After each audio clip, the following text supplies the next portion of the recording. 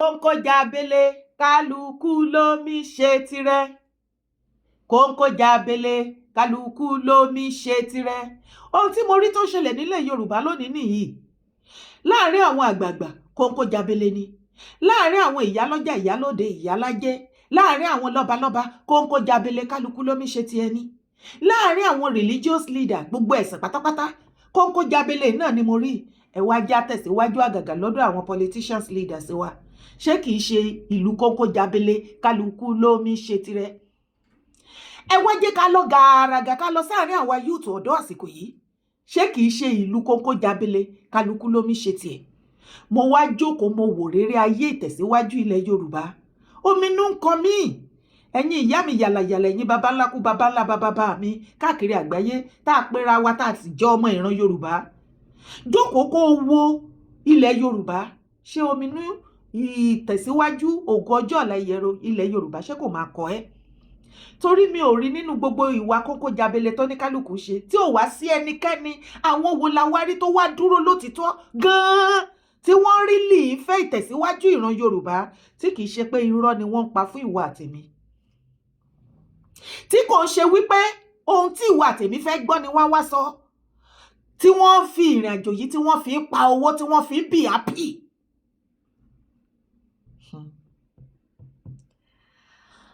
Kí ló ń ṣẹlẹ̀ sí Yorùbá o ọmọ aráyé?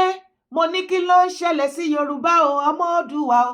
Yéyéyéyé àwa má ṣe hùn ọ̀rọ̀ lábẹ́. Yorùbá para wọn nítorí owó. Yorùbá ń ṣera wọn nítorí ipò. Wọ́n gbẹ́bi fáláre, wọ́n gbáre fẹ́lẹ́bi, wọ́n polè kó wájà, wọ́n tún polóko wá mú. Dide. Mo mọ̀ wípé ìwọ̀nba àlàyé tí mo ṣe kò lè yé ẹ lọ títí. Mo fẹ́ bi wá ní gbogbo ẹ̀yin ọmọ ilẹ̀ Yorùbá nílé lóko lẹ́yìn odi, ẹ̀yin àgbààgbà wa. Àròjọ́rojọ́ àwíwíwí asọ̀sọ̀sọ̀ kọ̀ náà ni. Ìgbà wo gan lẹ fẹ́ pe ìpàdé àpérò fún ìtẹ̀síwájú ìran Yorùbá ilẹ̀ Yorùbá? Èyí tá a yàn láàyò tá a ń bá lọ yìí àfàìmọ̀ kó má tẹ̀ wá rí o. Kí àlàyé mi kó lè yé ẹ, ó sì wá bá mi gbọ́ fídíò yìí. 78, 79, 80 and all that. There was no illegal activity that this man was not involved in, but the military were covering him. Remember, election happened in 1979, in which Abiola contributed in truncating it with his military friends. Remember, and handed it over to Shagari. Abiola was actively in it. He used his media houses to truncate what was supposed to go to his kinsmen, Awolowo. And so his military friends, mostly from the north, they were friends with him, they were backing him. He used the Concord newspaper to work against Awolowo. That was why he lost the election, because Abiola was bringing out all the illegal, what's it called, estates that Awolowo was involved in, and Park Lane. He brought the documents and was publishing it in his Concord newspaper. He brought all the shares Awolowo bought with the government money and all that. And this is weakened Awolowo's chances. His supporters in Southwest who thought that Awolowo was a saint, they were embarrassed because Abiola was not only saying it, he was bringing out documents.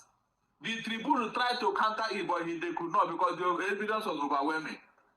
And this made Awolowo to be struggling for votes with the Shagari. That was why this famous 12 to 30 came out. If not, who is a Shagari and Awolowo when it comes to political issues? Awolowo would have won the Shagari hands down, but because of that thing Abiola did.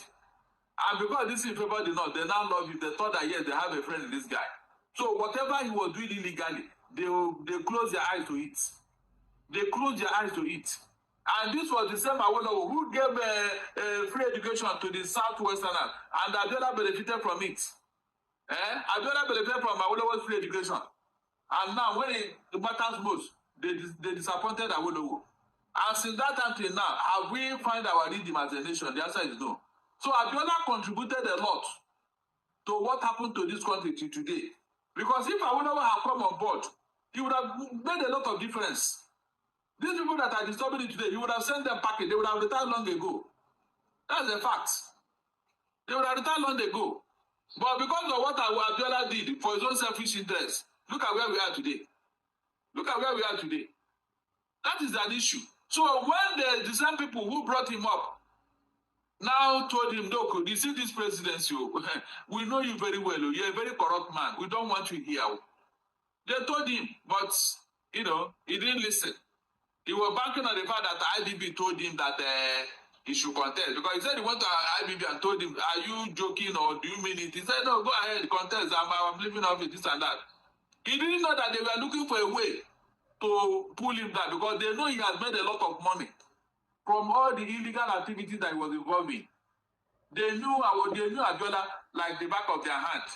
He thought that when he got this money, he will now use some small change and do largesse, do Father Christmas to people.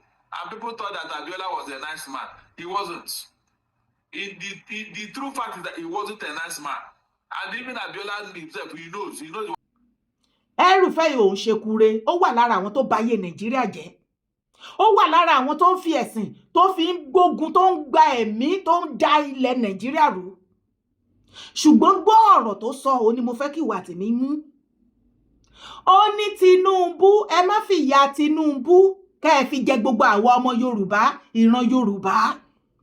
Nítorí ìjọba Tinubu tó ń pín post kiri, tá ẹ sọ wípé Yorùbá nìkan ló pín post fún. Kì í ṣe gbogbo state ilẹ̀ Yorùbá o. Kìkìdá àwọn boys àti girls ẹnìkan ló ń kó síbẹ̀ o. Àwọn boys ẹ̀ tó dẹ̀ kó síbẹ̀ àtàwọn girls ẹ̀ tó kó síbẹ̀ kò sọ fún wọn wípé kán lọ ṣiṣẹ́ láti make ilẹ̀ Yorùbá great o. Ó kó wọn síbẹ̀ nítorí machineries ni wọ́n jẹ́ fún àǹfààní ara ẹ̀ láti ṣe ohun tó bá fẹ́ ni o. Òkè tó bá nírọ́ ni mo pa àtìgbà tó ti kó wọn síbẹ̀ kí ni iṣẹ́ tí wọ́n ti gbé ṣe tí wà tèmi ti rí. Àbíkẹ́ kí ni nǹkan tó ti rí tó lè fi ṣe fìrífìrí báyìí pé àwọn eléyìí ó dàbí pé ta bá fún wọn ta ní sùúrù fún wọn fún bí èyí ẹ̀ wọn mọ̀ tó bá máa fi máa lo 3 years nǹkan báyìí á jáde ń bẹ̀. Kò sí lẹ́yìn irọ́ tó bá wá ìjọba tó pa irọ́ kú láyé má wà lọ síbòmíì ìjọba Tinubu ni ó ń pa ṣégè. Tinubu á fi 1 million irọ́ á fi bo irọ́ kan. Ibi tí ẹ̀rù wọn ti wá ń bàbí tán ní tìjúdé ni wípé irọ́ wọn kò ń pẹ́ já. Ilẹ̀ ò kì í ṣú kí ilẹ̀ ṣú báyìí kó parọ́ yẹn kí ilẹ̀ mọ́ kó tó já rárá o. Inú òkùnkùn yẹn náà ni irọ́ wọn ti máa ń já. Ó sì wá ń dùn mí omi ló ń kọ mí fún yín. Ìran Yorùbá bó tó màná búrọ̀ ló wá jókòó tán nánú kalẹ̀ tán gbogbo wájọ ganu kalẹ̀ báyìí pé Tinubu ń bọ̀ wá ṣe nǹkan kan.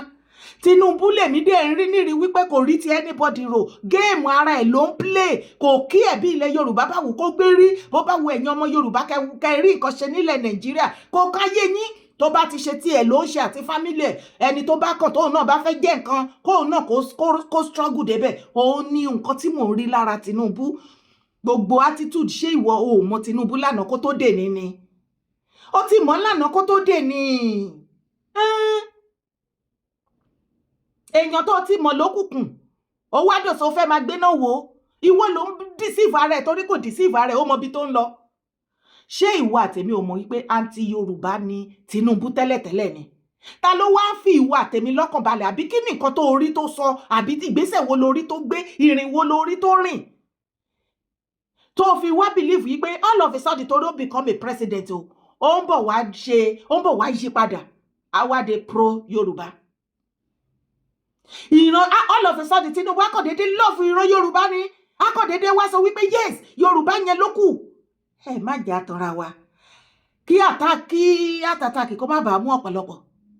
Tinubu eléyìí ọ̀rẹ́ yín ṣe bí òun ní El-Rufai sọ yẹn àwọn boys ẹ̀ ló ń fún ní pósìtì tó bá nírọ́ ni mo pa lọ bèrè lọ́wọ́ àwọn ṣàkóṣàkó ńlẹ̀ Yorùbá èwo ni Tinubu jẹ́ kán rọ́ òun bá sọ̀rọ̀. Àìmọye wọn náà ti gbìyànjú láti lọ meet ẹ̀ láti bá sọ̀rọ̀ fún advice àbí láti ṣe wọ́n ti nàjọ́ ọ̀dà gbogbo wọn báyìí ló fún àwọn boys ẹ̀ àwọn àgbàjà wọ́n tilẹ̀kùn pa wọ́n fi kọ́kọ́rọ́ pamọ́ àwọn boys ẹ̀ nìkan ló rí kò sí even àbá ọ̀nìgan ò rí tá a mọ̀ wípé ó ní iye ọ̀sẹ̀ tí bàbá lò l'Ábùjá tẹ́ fẹ́ rí wọn tẹ́ rí wọn náà ṣé ti rí wọn ní. Tinubu tilẹ̀kùn mọ́ everybody ó fi kọ́kọ́rọ́ pamọ́ yàtọ̀ fún àwọn boys ẹ̀ nìkan. Ṣéyàn tẹ́yìn dúró dé mo ń bọ̀ wá ṣe nǹkan fún yín nílẹ̀ Yorùbá. Okay, mo ń bọ̀ kò tún tí ì tán tún wá gbọ́ mi. Yorubas are very honorable people, okay? But there is a difference even in Yoruba land between an Omoluabi, okay, who is the ideal Yoruba person with morals and character, and an area boy, okay? So I want people to stop saying it's Southwest. Look, President Tinubu is appointing his own boys. Not because they are Yoruba, but because they are his own boys. And most of the appointments do not even reasonably cover the Southwest. Okay, so people should stop confusing the two. The appointments are not balanced. Yes, definitely. Definitely. Right. You cannot argue that. But it's not a Yoruba thing. Please don't punish the Yorubas as you have been punishing Northerners for the sins of the military. Okay? Let's focus on individuals and hold them accountable. The word is no longer there. You can see that this man created a problem in his own family.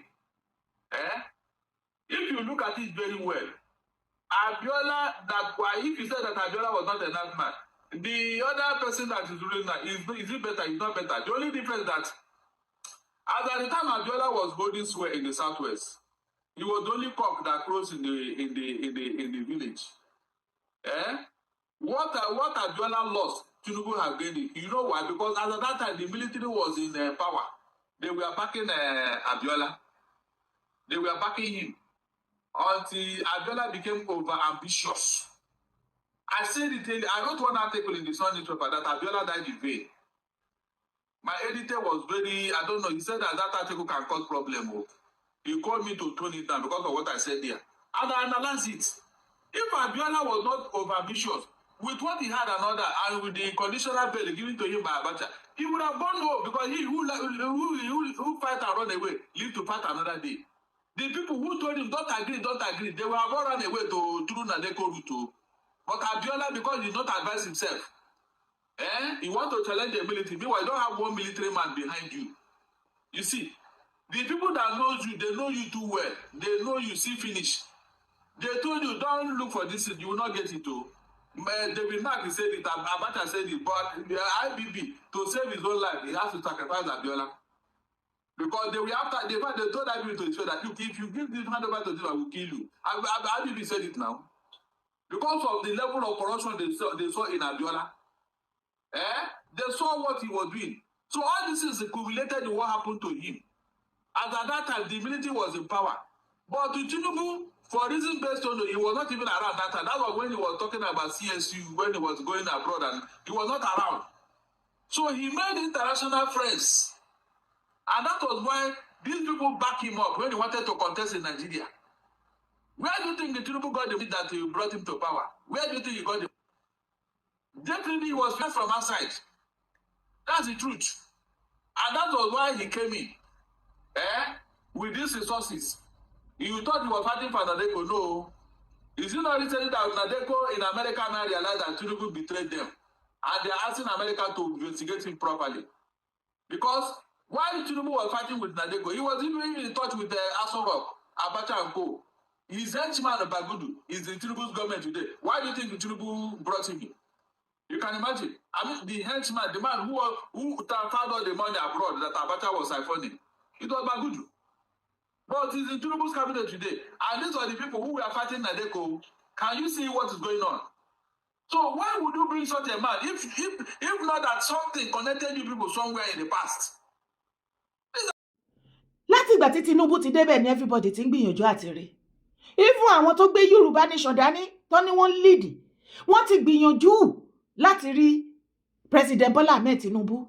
Ìpè kọjọ jókòó báyìí. Àwọn ti Igbo wọ́n ti gbìyànjú láti rí Tinubu. Okay. Àwọn ti Igbo báyìí sìn. Àwọn Ohaneze ìgbà tó lọ lẹ́nu ọjọ́ mẹ́ta bóyá ó rí meeting bá wọn ṣe. Ṣùgbọ́n Yorùbá nation ǹjẹ́ ó fún wọn ní chance ti date bí mo ṣe ń bá sọ̀rọ̀ yìí. Ọlọ́run ló mọ iye letter àti gbogbo connection, gbogbo call, gbogbo everything. Wọn kò sọ̀rọ̀ owó ń bẹ o. Láti lè rí Tinubu lòun fẹ́ rí anybody. Òun ò ní stress láti bá anybody jókòó round table láti discuss. Ìwọ tó bá bí ẹ bọ́ síta. Okay. àwọn àgbààgbà kan náà tún ti kóra wọn jọ wípé òkè kíní àti rí gbàgbì àdógún àdọdẹ torí wípé nọ́dánà apá ṣíọ̀ sí sáúdánà lára. wọ́n wá jókòó pé ká má fẹ̀mí àwọn èèyàn ṣòfò, ẹ jẹ́ ká ti bi pẹlẹbẹ mọ́lẹ̀ jẹ. àwọn kan tún ní pé ẹ jẹ́ àṣerí jọ́nà o, kì í ṣe Yorùbá nìkan o, àti àwọn Ìgbò àti south àtàwọn kan ní north, gbogbo wọn ni wọ́n jọ kó papọ̀ tí wọ́n foríkorí pèsè ríjọ́nà yìí ni ó tiẹ̀ máa gbá kò tiẹ̀ máa gbá. ṣé wọ́n rí Tinubu bá sọ̀rọ̀? gbogbo effort láti rí Tinubu bá sọ̀rọ̀ pọ̀. ṣe bẹ́ẹ̀ rí pé Tinubu call bluff everybody, gbogbo flapapa táwọn Northerners ṣe ẹ rí pé kò ríro, kò kàn tí ẹ rí tí everybody wọ́n rò.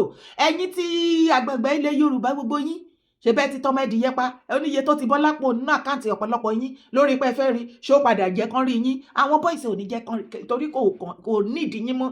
western world ló lè ṣe. ẹ̀dẹ̀ wá wò nǹkan tí El-Rufai sọ, ó ní kán má fi ìyà pé Tinubu kó àwọn ọmọ Yorùbá sínú gọ́fìmẹ̀ntì ẹ̀ everybody sọ pé ó ṣe Yorùbá gọ́fìmẹ̀ntì, kán má fi jẹ gbogbo ọmọ Yorùbá torí pé àwọn machineries ẹ̀ àwọn bọ́ìsì ẹ̀ nìkan ló kó síbẹ̀. ó ní ọmọlúàbí yàtọ̀ sí tọ́ọ̀gì, fúnra wọn náà máa fúnra wọn lóògùn jẹ. ṣé irọ́ náà dẹ̀ ni gbogbo àwọn póòsì tó fi ọmọ Yorùbá sí? ẹjọ́ iṣẹ́ wo lórí táwọn yẹn ṣe ń bẹ̀? because kó tó fi wọ́n síbẹ̀ oníkálukú wọ́n ti mọ iṣẹ́ tó fẹ́ lọ ṣe fún gọ́fìmẹ̀ntì ẹ̀ fún òun fúnra lára ẹ̀. it is not about láti ṣiṣẹ́ fún ìtẹ̀síwájú ilẹ̀ Yorùbá. ọmọ Yorùbá ló ṣe fi wọ́n síbẹ̀. tó bá wù Yorùbá kó tẹ̀síwájú, bó bá wù ọmọ Yorùbá kó ká wọ́rọ̀ kó ká yé ẹ̀. ó ti mọ̀ pé 2027 western world ló lè ṣe. ibi tí ilẹ̀kẹ̀ má já sílé ilẹ̀kẹ̀ má já síta aṣá já síbì kan. ẹjọ́ ìjọ́ wo lọmọ Yorùbá fẹ́ gbọ́n? ìjọ́ wo la fẹ́ pe jókòó ká pe ìpàdé àpérò genuinely? ìjọ́ wo la máa rí àwọn genuine ọmọkọ Yorùbá both home and abroad tí wọ́n ṣetán láti dìde fún ìran Yorùbá láti jà? wọ́n dẹ̀ wá o. àìmọye ẹ̀yin ọ̀pọ̀lọpọ̀ ọmọ Yorùbá náà lẹ̀ kì í farabalẹ̀ fún wọn. àwọn tó bá ti rẹ́dì láti jà genuinely tí wọ́n bá ti máa sọ̀rọ̀ dúdùn fún yín. mi ò sọ pé èmi o. àwọn tí wọ́n ṣiṣẹ́ tó rẹ́dì láti ṣiṣẹ́ tí ó ṣe pé wọ́n rẹ́dì pé wọ́n parọ́. nǹkan tó ń ṣẹlẹ̀ tó bá sọ ẹ ló ti kà yín láyà jù, ẹ ló yẹ kínú yín máa dùn. ẹ ti gbàgbé pé títa ríro náà kọlà tó bá jiná tán láyé ìgbà náà á doge. tó o bá fẹ́ lọ ya tattoo ṣiṣẹ́ kò kí ń pè ẹ́, ó ní iye ọjọ́ tó máa fi ya tattoo tó fi máa fi pay. tó o bá fẹ́ lọ ṣe BBL any kind of beauty ó ní iye pains tó máa go through tó bá wá jiná tó wà máa front ẹ̀. ṣùgbọ́n Yorùbá ni mo rí wọ́n fẹ́ gbọ́ information tó máa new tó máa mú inú wọn dùn. ṣùgbọ́n information tó fẹ́ gbọ́ yẹn nǹkan tó ń gbọ́ tó múnú wọn dùn yẹn kò ní pàtì kankan nínú nǹkan tó ń gbé dání o. tẹ́ bá wá sọ fún wọn ìwọ náà máa mú lẹ́bi. wọ́n á ní wàhálà ẹ̀ ti pọ̀ jù, wọ́n á ní màdàrú ni ẹ́, wọ́n á ní kinní kan. gbogbo òótọ́ tó wá sọ láti jọ́ta tí ń sọ tí gbogbo yín ti gbé parí tínú burúkú bí yín. òun ló ń bàjẹ́, òun ló ń dàrú, òun ló ń ṣe gba. ṣé gbangba òdẹkùn kedere ò bẹ́ wò sí? tó ẹ fẹ́ kí inú yín dùn, ṣé inú yín dẹ̀ ti dùn? I don't understand. a ní àwọn ọmọkọ original wà tí wọ́n fẹ́ ṣiṣẹ́, ṣùgbọ́n ṣé ẹ̀yin aráàlú gan ready láti support wọn? ṣé kìí ṣe pé irọ́ ni rántí yín lórí social media nínú meeting gbogbo kinní kan ẹyẹ Yorùbá o Yorùbá ládẹ Yorùbá kinní kan o ìgbà kan kinní kan afẹ́kọ̀tì kinní kan ẹṣẹ́ kinní kan. tí iṣẹ́ yẹn bá délẹ̀ kò ń ṣe pé ẹ̀tàn lẹ máa ń fẹ́. tọ́ bá sòótọ́ fún yín kò ṣe pé gbogbo yín máa ń sá ni, kò ṣe pé àbòsí lẹ máa ṣe àtọ̀tẹ̀ rìkíṣí àtàbòsí. ó yà mí lẹ́nu, omijé bọ́ lójú mi. bẹ́ẹ̀ ni níwọ̀nba mo rínú mo ríta. ta lẹni náà tó tilẹ̀ ń ṣe òtítọ́? pú orúkọ tèmi ò yí padà, mi ìfẹ́ kọ́rọ̀ ìpọ̀jù. Yèyé Dáràkọ Owó ni mò ń jẹ́. má gbàgbé tí fídíò ìbá dọ́dọ̀ ẹ̀ bá mi pín káàkiri. drop your comments sábẹ́ fídíò yìí. ìjọ wo ni ọmọ Yorùbá máa ṣe tán láti pe ìpàdé àpérò láti ṣiṣẹ́ genuinely to make Yorùbá land great again? káyé ṣe ojú kíni Yorùbá máa ń pè yẹn eye service, káyé ṣe eye service kiri. Yorùbá ṣé ètò oníkálukú wà ọ̀nà tá a fi jẹun, tó ní kálukú gbéṣẹ́ jù sílẹ̀, tó jẹ́ tán gbé bísínẹ́sì jù sílẹ̀, tán gbé everything jù sílẹ̀, tó jẹ́ pé nǹkan tán dẹ̀ jókòó tí ìkòkò ọbẹ̀ ní ìwọ tọ́rọ̀ ò bá tí ìyẹ tó fẹ́ kí fi gbogbo ọ̀rọ̀ ẹnu sọ̀rọ̀ máa ṣe má ga ẹ̀ lọ́nbẹ̀ máa yé ènì ẹ̀wà dáwó kú. orúkọ tèmi ò yí padà lẹ́ẹ̀kan sí. Yèyé Dáràkọ Owó ni mò ń jẹ́. ire o.